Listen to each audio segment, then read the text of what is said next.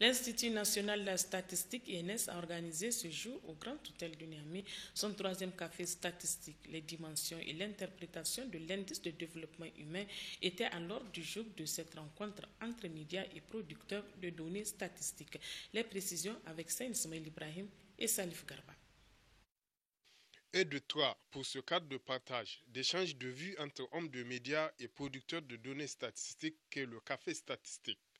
Donc, l'initiative est le propre de l'Institut national de la statistique dans la perspective de créer chez les journalistes le réflexe de l'utilisation des données statistiques comme argument scientifique dans le traitement de l'information. Or, ce que nous souhaitons, c'est que dans le cadre de votre travail, c'est que vous disposez des outils vous permettant justement de mieux informer.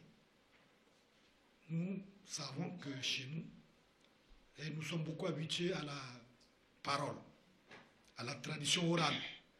Mais nous souhaitons aller au-delà. Que vous, les médias, vous puissiez souvent pousser les utilisateurs, pousser les responsables politiques, pousser les administrateurs et vous-même à utiliser les données statistiques dans les débats, dans les analyses, dans les discussions. Pour ce troisième café statistique de l'année, un thème d'actualité, les dimensions et l'interprétation de l'indice de développement humain. C'est une activité importante, en tout cas, qui permet à l'INS d'expliquer comment cet indice de développement humain est calculé et quel est le niveau que le Niger occupe dans le classement de cet indice de développement humain. Pour la maîtrise du concept, trois communications, dont la première est l'évolution de l'indice de développement humain. Elle est traitée par la directrice des statistiques et des études démographiques et sociales de l'Institut national de la statistique.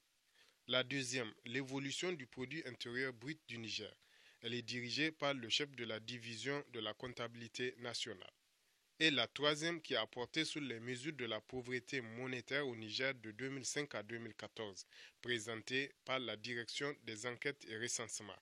Bref, tout ce qu'il faille pour permettre à la presse de mesurer les enjeux liés à l'IDH et mieux aux statistiques dans leur généralité. En Europe, les responsables politiques sont jugés sur la connaissance qu'ils ont de comment vivre la population de ces pays. On peut vous demander par exemple quel est le prix du pain. C'est un scandale dans certains pays si un responsable politique ne connaît pas le prix du pain, s'il ne connaît pas le prix du bus, s'il ne connaît pas le taux de l'inflation, s'il ne connaît pas le taux du sous-emploi. Donc, nous voulons vous pousser à ce que vous, journalistes, vous puissiez amener les Nigériens et les Nigériennes à parler avec les chiffres, avec les données statistiques. La quatrième et dernière communication était la présentation du site web rénové et des bases de données de l'INS, une façon pour l'Institut national de la statistique de remettre le double de sa clé à ses partenaires de toujours, à savoir les médias, en vue de l'édification d'une société statistique.